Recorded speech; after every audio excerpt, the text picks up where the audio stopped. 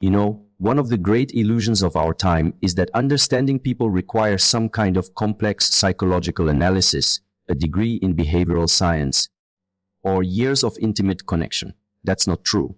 Most of what you need to know about someone's character, about who they actually are, not who they pretend to be, you can grasp by observing just a few key behaviors. And among the most powerful of these is how a person treats those who are in no position to offer them anything in return. This seems simple on the surface. You might think, well, of course, being kind to others is important, but that's not what I'm talking about.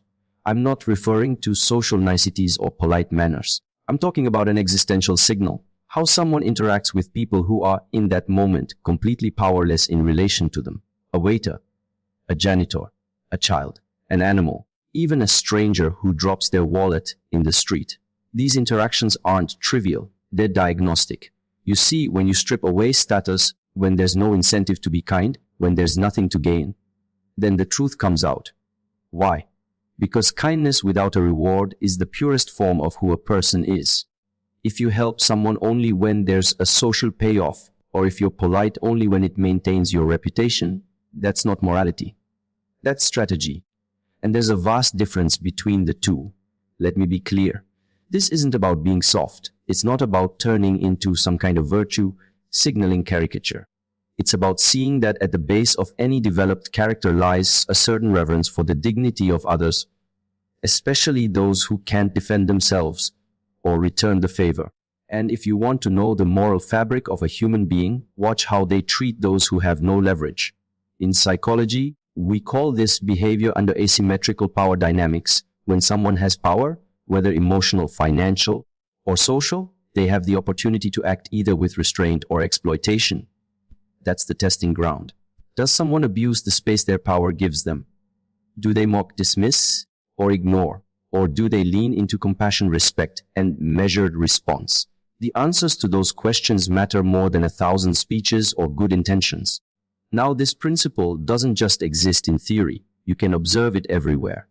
Watch how someone treats a customer service representative when they're frustrated. Listen to how they speak to a child asking too many questions.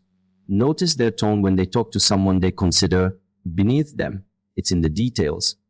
And those details, when repeated, paint a picture that's far more reliable than any carefully curated self-image. Philosophically, you could say this: a person reveals the structure of their soul in how they treat the defenseless. It's not in their ideology, not in their Instagram bio, not in the words they say when everything's going well. It's in how they behave when they don't have to behave well, when no one's watching, when the stakes are low, when the other person has no power. That's when the mask slips. And so, if you're trying to discern someone's true nature, don't waste time decoding every sentence they say or analyzing their grand gestures. Just watch them in the small moments. Who are they when no one's watching and they have nothing to lose? Because that's the moment their character steps out from behind the curtain. And if you're wise, you'll be watching. There's another way to understand someone's character that's just as revealing, maybe even more so. And it shows up when life stops cooperating. When things fall apart, when expectations go unmet, when someone doesn't get what they want. That's when the second signal emerges, how a person reacts when they don't get their way. See, it's easy to seem composed when life flows in your favor. Anyone can wear a mask of patience, of humility, of balance, when there's no real resistance. But life, as we all know, doesn't work that way. Sooner or later, you'll be denied something you believe you deserve. You'll lose a job, face a betrayal, be rejected by someone you love, fail despite your best efforts. And in those moments, the mask cracks. The truth begins to leak through. What happens then? That's the moment I'm interested in. Does the person become bitter, resentful, vengeful? Do they lash out at others, at the world, at themselves? Or do they hold the line, even while everything in them wants to collapse or explode? And this isn't just about emotional control. It's about moral structure. When a person is denied control over external circumstances, they reveal how much control they have over their internal landscape. That's the real test of character. Not how well you behave when you're winning, but how grounded you remain when you're losing. Now, from a psychological standpoint, This touches the domain of ego and emotional regulation. The ego, unchecked, demands gratification. It believes that its desires are just and should be fulfilled. When that doesn't happen, immature egos retaliate. They manipulate, punish, or retreat into victimhood. But a person who has done the inner work, who has cultivated responsibility, discipline, humility, they respond differently. They may feel the same sting of disappointment, but they don't let that pain drive them into destructive action. Instead, they allow it to shape them, not shatter them. And that's rare. Because let's be honest, disappointment is hard. It tests your pride. It tests your identity. Especially if you've built your sense of worth around achievement or approval. But here's the thing, how you handle unmet desire tells the world exactly who you are. If someone treats others with decency only when things go their way, that's not character. That's convenience. Real character endures despite discomfort. It's revealed in restraint. Think about someone who faces betrayal and chooses forgiveness, not passivity, but forgiveness with strength. Think of a leader who faces public failure and chooses to own it rather than deflect. These are profound acts of integrity. They signal a depth of character that isn't built overnight. It's built in the fire of previous losses, in the quiet decisions to be better rather than bitter. And you see this in relationships too. When a partner says no, when boundaries are drawn, when desires are denied, do they respond with respect or with guilt trips and emotional withdrawal? Those reactions say more than any love letter ever could. Because conflict doesn't create character, it reveals it. Philosophically, this speaks to the ancient virtue of temperance. Self-mastery in the face of temptation, frustration, or pain. It's the ability to stay aligned with your values even when reality doesn't cater to your preferences. And that truly is a form of power far greater than dominance or aggression. It's the power to remain whole under pressure. So the next time you're watching someone, not on stage, not on social media, but in real life, pay close attention to their reaction when things don't go their way. That's not a glitch in their personality. That's the code. That's the unfiltered script. And if you want to build your own character, start there. Pay attention to how you react to loss, rejection, and failure. Because in those moments, you are meeting yourself without illusion. That version of you, the one who shows up when everything falls apart, that's the one that matters. So we've looked at how people treat those who can't benefit them, and how they behave when they don't get what they want. Those are the two foundational indicators of character. But let's go a layer deeper, not into the person you're observing, but into you. See, it's one thing to use these principles as tools for assessing others, and you should, but the real transformation comes when you turn the lens inward. There's this temptation in our culture to judge quickly, to label people as toxic or virtuous based on shallow cues. And while those cues can be informative, the more difficult, more important task is to look in the mirror and ask, how do I treat people when they can't help me? How do I respond when life denies me something I wanted, something I believed I was entitled to? Those aren't easy questions, but they're necessary ones. Because character isn't inherited. It's cultivated. Choice by choice, day by day. We often confuse personality with character. Personality is style. It's charm, wit, enthusiasm, all the surface traits that attract people or create impressions. But character is structure. It's the architecture of your moral decisions. And it doesn't always look flashy. It often shows up in restraint, in quiet sacrifice, in the ability to say no to yourself when indulgence would feel much better in the moment. And here's where things get psychological. In personality theory, particularly the Big Five model, there's a trait called conscientiousness. It includes qualities like orderliness, self-discipline, and a sense of duty. Conscientiousness correlates more strongly with long-term life success than raw intelligence does. Why? Because it's tied to your capacity to regulate your impulses, follow through on commitments, and stay oriented toward what is meaningful rather than what is expedient. Now, think about that in moral terms. Character is your capacity to act in alignment with your values, even when it's inconvenient, even when no one is watching, and even when it costs you something. Especially then, the deeper structure of a person isn't built on what they profess. It's built on what they persist in, particularly when it would be easier to fold. And it's not about being perfect. No one is. It's about being honest.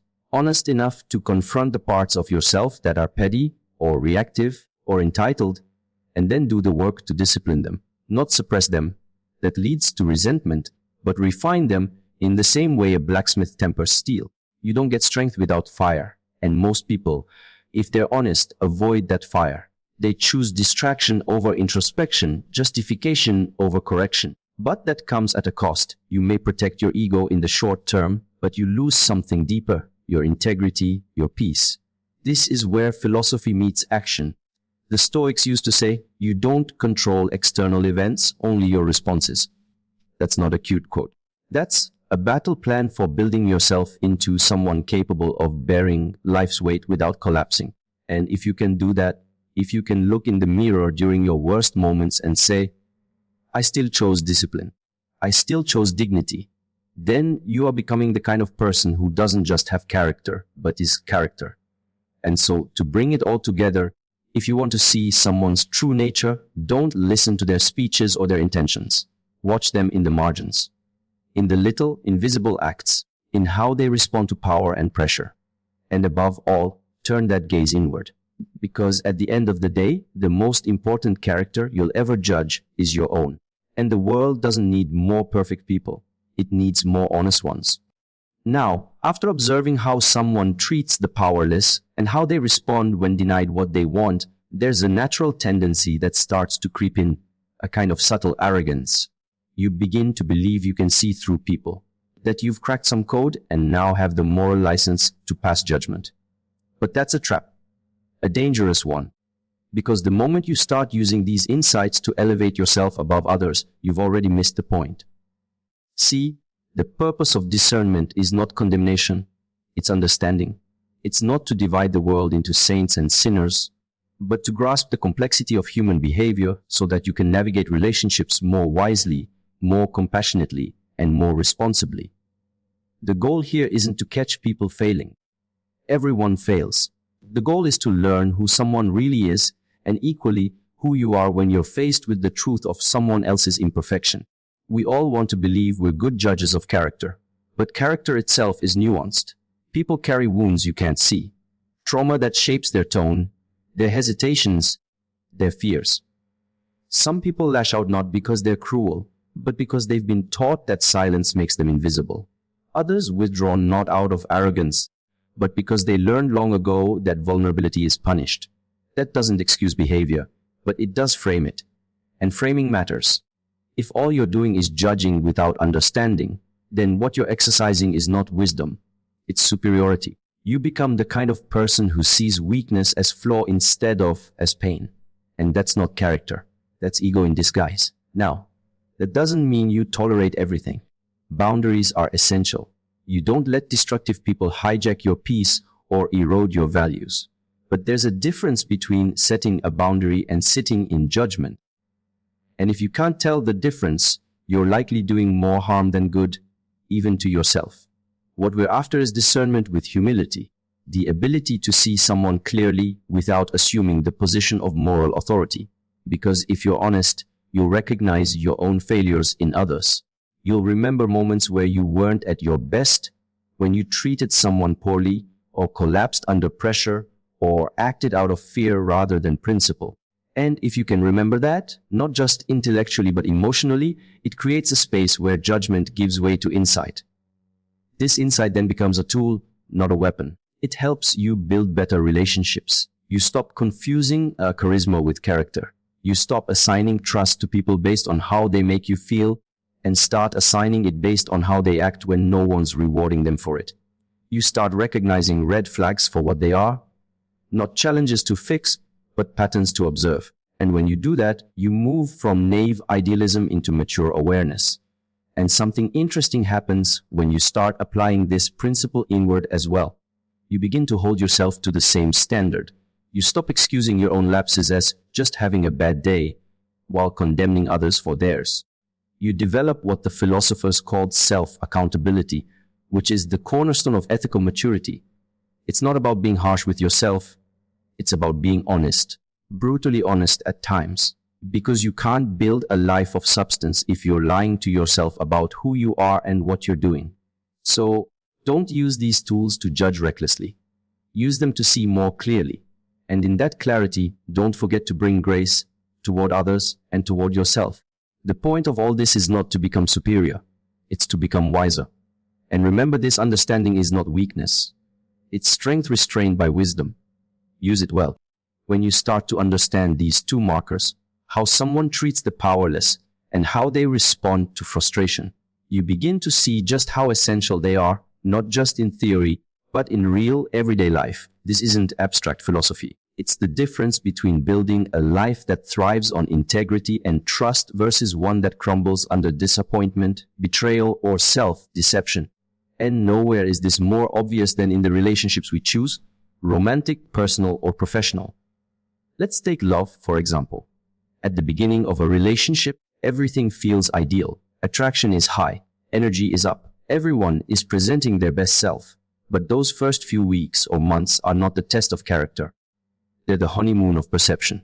If you want to know who someone really is, wait until conflict enters the equation. Watch how they treat you when they're tired, or when you say no to them, or when you're not meeting their expectations.